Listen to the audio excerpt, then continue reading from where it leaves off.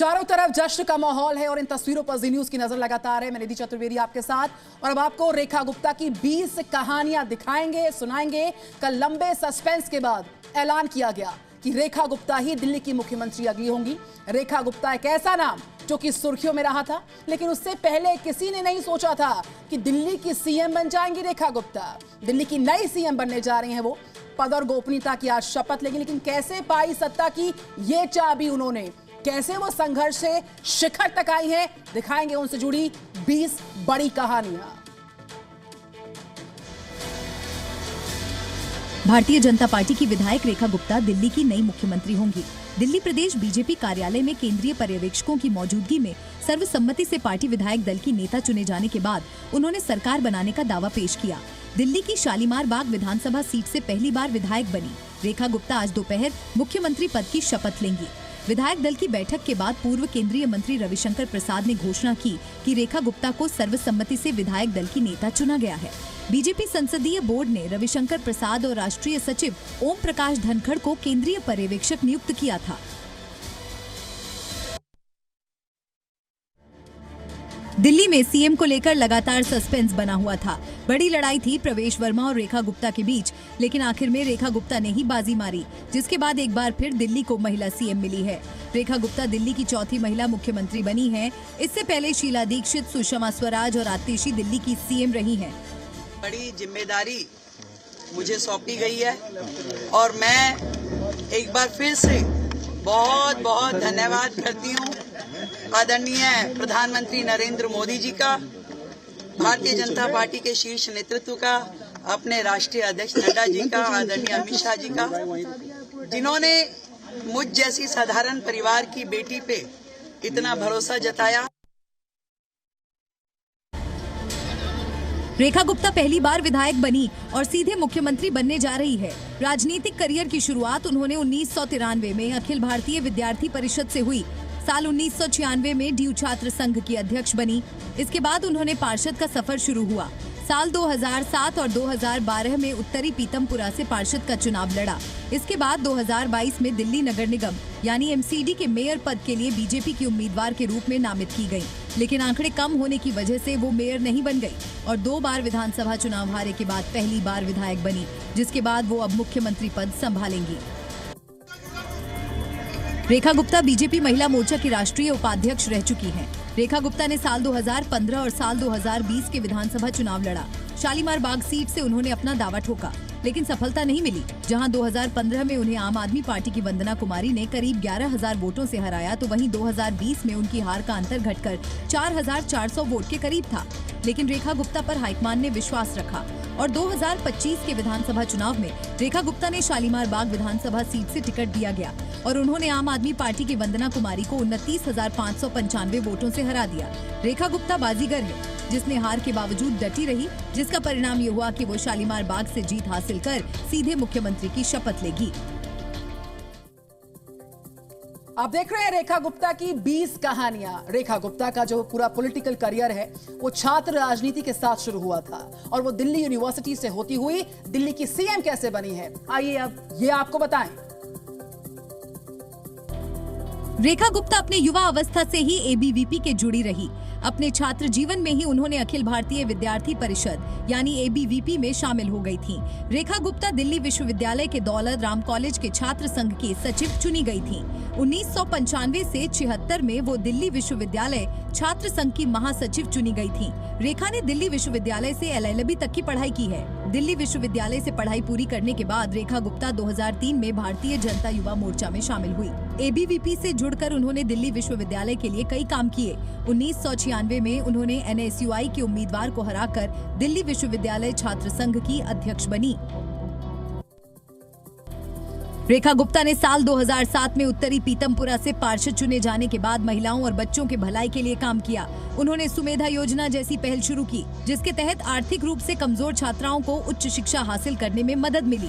पार्षद रहते हुए उन्होंने महिला और बच्चों के लिए काफी काम किया। नगर निकाय की महिला कल्याण एवं बाल विकास समिति की प्रमुख के रूप में उन्होंने महिलाओं के सशक्तिकरण अभियान का नेतृत्व किया। सोशल मीडिया में ही वो बेहद ही नापतोल कर चीजें बोला करती है, किसी भी तरह से कोई भी विवाद में नहीं पड़ती है। तो भले ही रेखा गुप्ता आज दिल्ली की सीएम बनने जा रही हैं, लेकिन उनका हरियाणा कनेक्शन क्या है वो आप जानना चाह रहे होंगे। देखिए जरा। रेखा गुप्ता मूल रूप से हरियाणा की रहने वाली है। उनका जन्म 1974 में हरियाणा के जींद जिले के नंदगढ़ गांव में हुआ था। रेखा गुप्ता के दादा जींद में एक आड़ती के तौर पर काम करते थे, जबकि उनके पिता बैंक कर्मचारी थे। बैंक में पिता की नौकरी लगने के बाद उनका पूरा परिवार 1976 में दिल्ली शिफ्ट हो गया था। हालांकि अब भी उनका परिवार हरियाणा के जुलाना में कारोबार करता है। दिल्ली से सटे हरियाणा से ताल्लुक रखने की वजह से रेखा गुप्ता का अपने गृह राज्य में आना जाना होता रहता है। रेखा गुप्ता की जीत के बाद जींद में भी बड़ा जश्न मनाया जा रहा है। मैं हमारे गांव में पैदा हुई, हर शपथ ले है तो हमारा काम उसका स्वागत करके तो गांव में लिया होगा। हमने अखबार में भी पढ़े थे और ये पहले हमारे गांव में रहा करता, दिल्ली चले गए हुए और उसका पिताजी उसमें जींद बैंक में था। दिल्ली की नई मुख्यमंत्री ने एक साधारण घर से निकलकर दिल्ली में सत्ता के शिखर तक का सफर तय किया। रेखा गुप्ता किसी राजनीतिक परिवार से नहीं बल्कि हरियाणा के जींद से आकर दिल्ली की सीएम चुनी गई। हरियाणा से दिल्ली शिफ्ट हुई रेखा गुप्ता की शादी भी दिल्ली में ही हुई। रेखा गुप्ता के पति मनीष गुप्ता एक स्पेयर पार्ट्स के कारोबारी हैं। रेखा जितना राजनीतिक जीवन में एक्टिव है, उतनी ही परिवार से भी जुड़ी है। रेखा गुप्ता के 2 बच्चे हैं, जिनमें बेटा निकुंज गुप्ता अभी पढ़ाई कर रहा है, जबकि बेटी हर्षिता अपने पिता के साथ कारोबार में हाथ बंटाती है। और इतने मार्जिन वोट से जीती है, 21,000 से करीब से जीती है। तो हमने कहा था एमएलए तो बन गई, लेकिन अब ये सीएम भी बनेगी। हमें उस दिन से हो गया था। कल आप भावुक हो गई थी, उन्हें देख के भावुक हो गई थी, आंखें भर आई थी। बच्चा जब इतने बोलता है तो मन को खुशी तो होती है ना। उनका संघर्ष देखा है आप? उनका संघर्ष देखा है मैंने।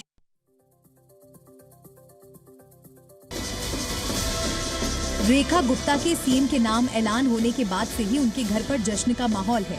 कल रात उनके नाम का ऐलान होते ही घर पर बड़ा जश्न मना, मिठाइयां बांटी गई और रात से ही लोगों का उनके घर पर आने का सिलसिला जारी है। रेखा गुप्ता जो मोदी जी के जो दिल्ली में कहा है मोदी जी ने 5 संकल्प पूरे होने चाहिए और हम चाह रहे हैं कि योगीनाथ जी की तरह रेखा गुप्ता भी पूरी इंडिया के नाम करेंगी और अच्छा काम होगा। उम्मीद थी, जुझारू नेता है, यंग है, एक्टिव है, हमें पूरी उम्मीद थी कि भी ये चीफ मिनिस्टर बनेंगी। बहुत कर्मठ नेता है, काम करने वाली है, सुनने वाली है, पब्लिक को सुनती है। उसके साथ दिल्ली की नई सीएम रेखा गुप्ता की संपत्ति अरविंद केजरीवाल से ज्यादा है। ये खुलासा उनके चुनावी हलफनामे से हुआ था, जिसके मुताबिक रेखा गुप्ता के पास करीब 5.31 करोड़ की चल अचल संपत्ति है, जिनमें ज्यादातर हिस्सा प्रॉपर्टी का है। और अगर उनकी आय की बात की जाए तो वो एक साल में करीब 7 लाख रुपए है, जबकि उनके पति की आय एक साल की करीब 97,75,000 रुपए थी। आखिर बीजेपी ने रेखा गुप्ता पर ही दांव क्यों लगाया? वो कौन से फैक्टर है जिसके आधार पर बीजेपी ने रेखा गुप्ता के नाम पर मुहर लगाई है? आइए ये भी आपको बताते हैं। रेखा गुप्ता को मुख्यमंत्री बनाने के पीछे सबसे बड़ी वजह उनका महिला होना है। बीजेपी की कई राज्यों में सरकार है, लेकिन पार्टी ने अब तक किसी भी महिला को मुख्यमंत्री नहीं बनाया था। इसे लेकर कई बार सवाल उठ चुके थे। रेखा गुप्ता को सीएम बनाकर बीजेपी ने इन सवालों का जवाब देने की कोशिश की है। दूसरी वजह, संघ की पसंद। रेखा गुप्ता राष्ट्रीय स्वयंसेवक संघ से लंबे वक्त से जुड़ी है। इसके अलावा रेखा गुप्ता को मुख्यमंत्री 27 साल बाद दिल्ली में सरकार बनाने वाली बीजेपी का चेहरा बनी रेखा गुप्ता की एक तस्वीर बेहद वायरल हो रही है। कांग्रेस नेता अलका लांबा ने दिल्ली की नई सीएम बनने जा रही रेखा गुप्ता को अनोखे अंदाज में बधाई दी है। उन्होंने 1995 के डूसू चुनाव की एक तस्वीर शेयर की, जब अलका लांबा अध्यक्ष और रेखा महासचिव के पद चुनाव जीती थी। अलका लांबा ने 1995 के डूसू के शपथ ग्रहण की तस्वीर शेयर करते हुए एक्स पर लिखा, 1995 की यह यादगार तस्वीर, जब मैंने और रेखा गुप्ता ने एक साथ शपथ ग्रहण की थी। मैंने NSUI से दिल्ली विश्वविद्यालय छात्र संघ अध्यक्ष पद पर जीत हासिल की थी और रेखा ने ABVP से महासचिव पद पर जीत हासिल की थी। बीजेपी की तरफ से दिल्ली की मुख्यमंत्री बनने वाली रेखा गुप्ता दूसरी महिला हैं। इससे पहले बीजेपी से सुषमा स्वराज दिल्ली की सीएम रही थी और अब दोनों की एक तस्वीर सोशल मीडिया पर तेजी से वायरल हो रही है। इसमें सुषमा स्वराज रेखा गुप्ता को गले लगाए दिख रही हैं। रेखा गुप्ता के बारे में ये भी कहा जाता है कि उन्होंने सुषमा स्वराज से ही राजनीति के कई गुण सीखे। रेखा गुप्ता का नाम सबसे प्रबल दावेदार में रहा है, लेकिन सवाल है ऐसा क्यों? आरएसएस की तरफ से रेखा गुप्ता का नाम सामने रखा गया था। रेखा गुप्ता आरएसएस से 32 साल तक जुड़ी रहीं। दिल्ली की चौथी महिला मुख्यमंत्री के तौर पर आरएसएस ने रेखा गुप्ता का नाम आगे बढ़ाया था और पार्टी ने उस पर मुहर लगा दी। रेखा गुप्ता को आरएसएस से नजदीकी का फायदा मिला। जब बीजेपी ने दिल्ली में विधानसभा चुनाव की जंग जीत ली तो संघ ने रेखा गुप्ता के नाम को मजबूती से आगे बढ़ाया।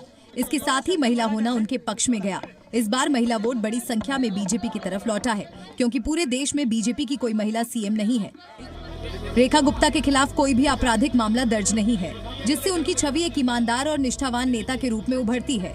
बीजेपी की नीति आधी आबादी को आगे बढ़ाना है। दिल्ली चुनाव भी महिलाओं के इर्द गिर्द था। चुनाव में महिलाओं के मुद्दे अहम थे। बीजेपी ने कई वादे महिलाओं के लिए किए थे। इनमें 2500 रुपए हर महीने देने वाला वादा अहम था। बीजेपी ने महिलाओं के भरोसे को मजबूत किया। महिलाओं को 50% आरक्षण के बाद रेखा गुप्ता के जरिए बीजेपी ने पूरे देश को महिला सशक्तिकरण का संदेश दिया है। महिलाओं के जरिए बीजेपी दिल्ली के माध्यम से पूरे देश में एक संदेश देना चाहती है कि महिला सशक्तिकरण के लिए काम करती है और उन्हें भागीदारी भी देती रही है।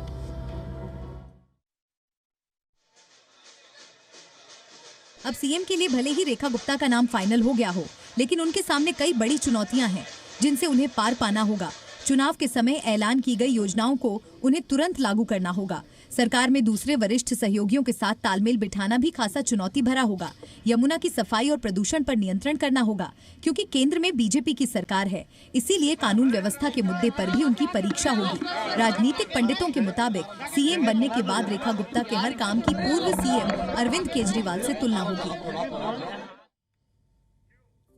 तो शपथ ग्रहण समारोह से ठीक पहले रेखा गुप्ता ने जी न्यूज से सबसे पहले इंटरव्यू में कई बड़ी बातों का जिक्र किया। पार्टी नेतृत्व का आभार प्रकट किया। मैं जिम्मेदारी को पूरा करूंगी और पूरी ईमानदारी के साथ, निष्ठा के साथ काम करूंगी, बोली।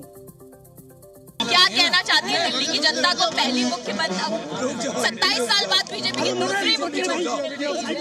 मैं बात करना चाहूंगी दिल्ली की जनता का, जिन्होंने मुझको आशीर्वाद दिया, भारतीय जनता पार्टी को इतना आशीर्वाद दिया और इतने पूर्ण बहुमत की सरकार बनाई, ऐतिहासिक विजय मिली। आप कल जब घर से निकली थी तो आपको ये आशा थी, उम्मीद थी कि आप मुख्यमंत्री बनेंगी? छात्र संघ के समय से आपने संघर्ष किया है, उम्मीद थी आपको? बिल्कुल नहीं। तो रेखा गुप्ता सीएम बनने जा रही हैं तो उनके परिवार में खुशी की लहर दौड़ पड़ी है।